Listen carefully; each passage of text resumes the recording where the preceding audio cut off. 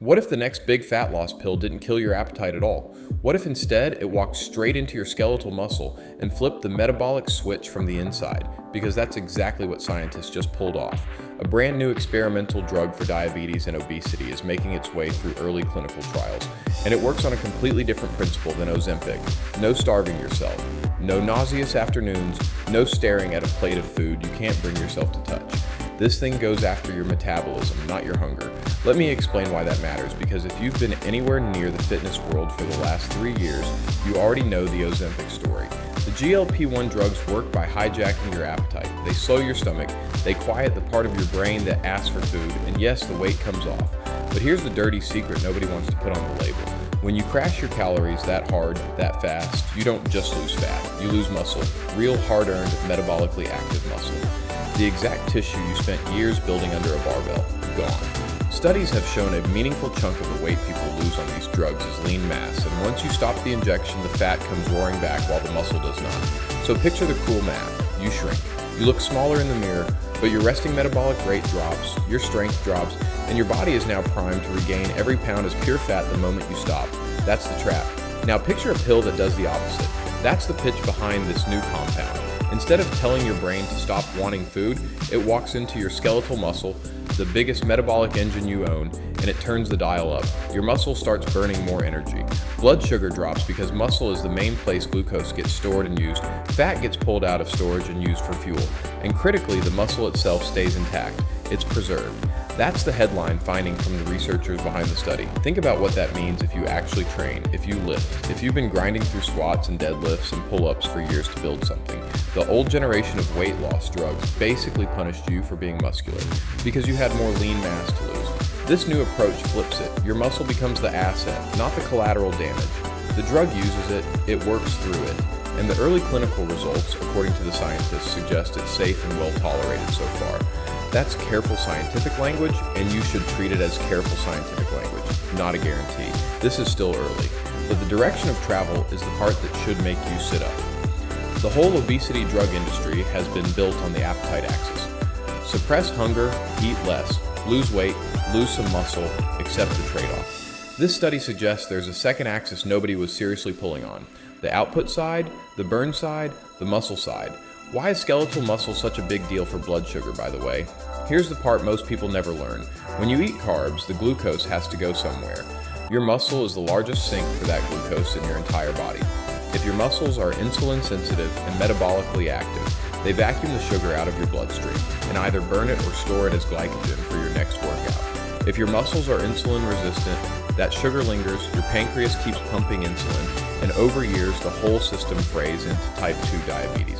So a drug that ramps up activity inside the muscle itself is hitting the disease at one of its actual root causes, not just masking the symptom of an overactive appetite. And the fat-burning piece works through the same mechanism.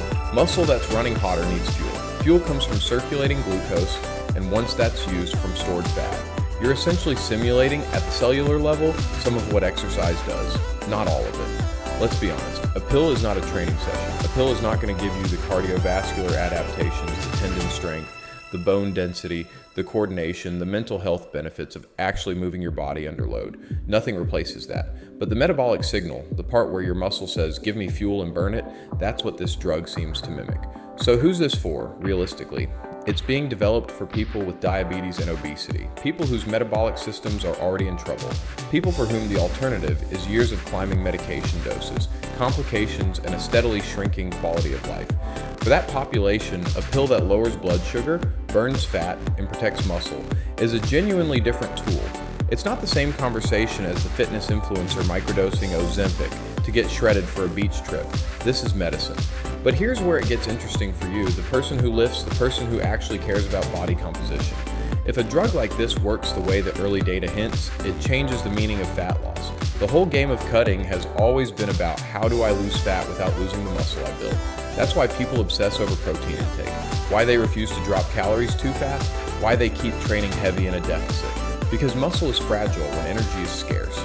A drug that actively defends muscle while you lose fat would rewrite the playbook for everyone, not just patients. Now let's pump the brakes for a second, because the headlines are going to get ahead of the science here. Early clinical results mean small numbers of people studied for short periods of time. Safe and well tolerated in a phase 1 or phase 2 trial is not the same as safe and well tolerated when millions of people take it for years. We don't yet know the long-term effects of cranking up skeletal muscle metabolism with a daily pill. We don't know what happens when you stop taking it. We don't know how it interacts with training, with creatine, with the dozens of other things people in the fitness world stack on top of each other. Those questions take years and much bigger trials to answer. What we do know is that the principle is sound. Skeletal muscle is the biggest player in glucose disposal and one of the biggest players in fat oxidation. Targeting it directly instead of going through the brain's hunger circuits is a clean, mechanistic idea. The scientists working on this aren't promising a miracle. They're showing proof of concept that there is another door into the obesity problem, and that door doesn't require you to feel sick every time you sit down for a meal.